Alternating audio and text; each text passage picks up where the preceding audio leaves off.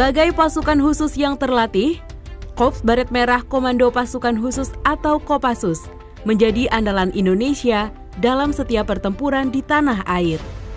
Hampir semua operasi militer di Indonesia selalu melibatkan Kopassus. Untuk itu, tidak semua prajurit TNI AD mampu masuk ke dalam kesatuan khusus ini. Banyak kisah-kisah para anggota Kopassus yang rela mengorbankan nyawa di medan perang demi kehormatan negara Indonesia dan juga kesatuannya.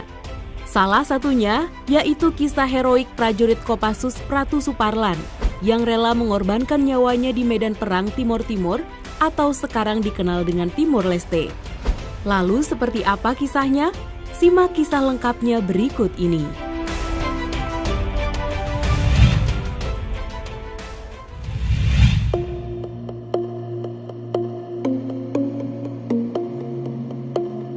Saat itu, tanggal 9 Januari tahun 1983, satu unit gabungan Tentara Nanggalali yang berisikan para prajurit Kopassus pimpinan Letnan Poni Mandasuki melakukan patroli di suatu wilayah Timor Timur. Tepatnya wilayah itu adalah di Cafe 34, Komplek Laisidi yang merupakan daerah rawan musuh di pedalaman hutan Bumi Lorosae. Maklum, daerah tersebut merupakan tempatnya para pentolan pemberontak Fretilin yang tidak sungkan menghabiskan anggota TNI yang mereka jumpai.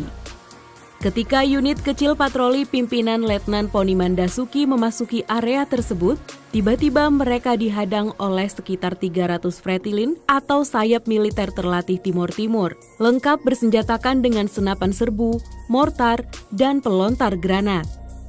Ketika itu, terjadilah pertempuran yang tidak imbang antara ratusan Fretilin dari ketinggian dengan TNI pada posisi di pinggir jurang. Satu persatu anggota pasukan kecil ini pun gugur di mangsa peluru Fretilin. Menyadari hal ini, komandan tim segera memerintahkan pasukan untuk meloloskan diri ke satu-satunya peluang, yakni ke celah bukit. Namun hanya sedikit waktu yang tersisa bagi pasukan kecil ini, sehingga Pratu Suparlan menyatakan pada komandannya untuk terus maju. Sementara ia sendiri memilih untuk menghadang musuh.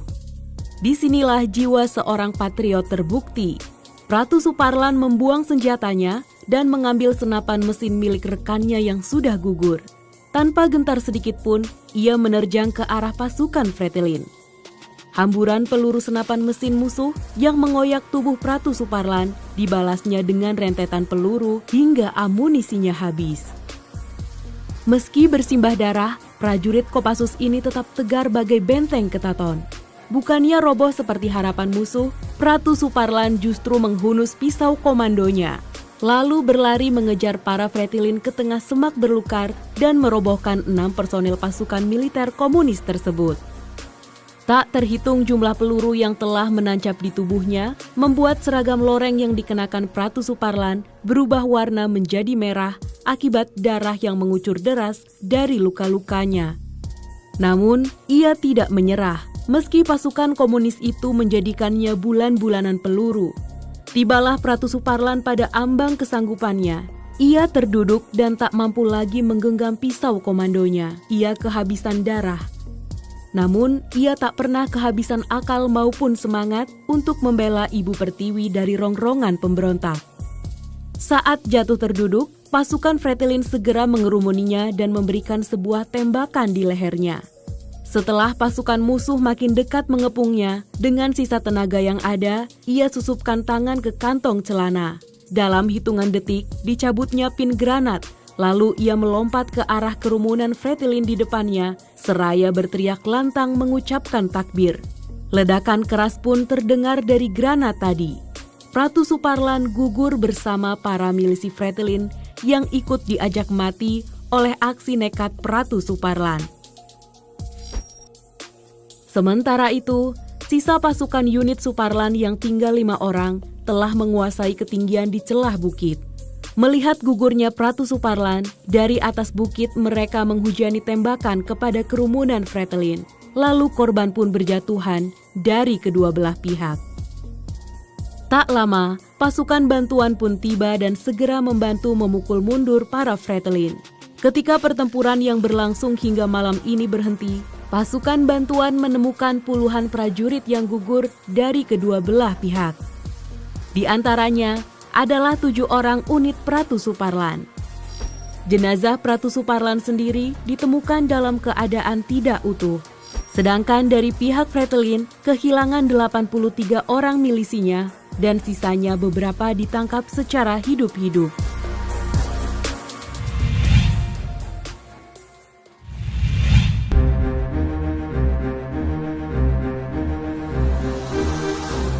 Keberanian, kecerdasan, dan baktinya kepada Ibu Pertiwi membuat negara menganugerahi KPLB atau kenaikan pangkat luar biasa kepada prajurit 1 Suparlan, 1 tingkat lebih tinggi dari pangkat semula, yaitu Kopda Anumerta. Tanda jasa bintang sakti pun diberikan kepada Kopda Anumerta Suparlan pada tanggal 13 April tahun 1987 melalui Kepres nomor 20/TK/TH 1987. Nama Suparlan terpahat di atas batu granit hitam Monumen Seroja di Komplek Markas Besar TNI Cilangkap, serta diabadikan sebagai nama lapangan udara perintis di Pusdikpasus Batu Jajar Bandung yang diresmikan oleh Kasat Jenderal TNI Edi Sudrajat pada tanggal 26 Mei tahun 1991. Kepada 7 personil yang gugur dari unit Suparlan, negara juga menganugerahkan kenaikan pangkat. Sebelumnya, setelah pertempuran sengit yang menewaskan prajurit Suparlan dan ke-7 personil lainnya, Komandan Fretilin mengirimkan surat kepada pasukan Kopasanda. Surat tersebut berisi tentang pernyataan salut mereka atas keberanian dan perlawanan yang dilakukan oleh prajurit 1 Suparlan. Itulah kisah heroik prajurit Kopassus Pratu Suparlan yang rela mengorbankan nyawanya untuk Ibu Pertiwi. Saksikan terus video-video menarik lainnya dari channel Top Info untuk menambah wawasan dan pengetahuanmu.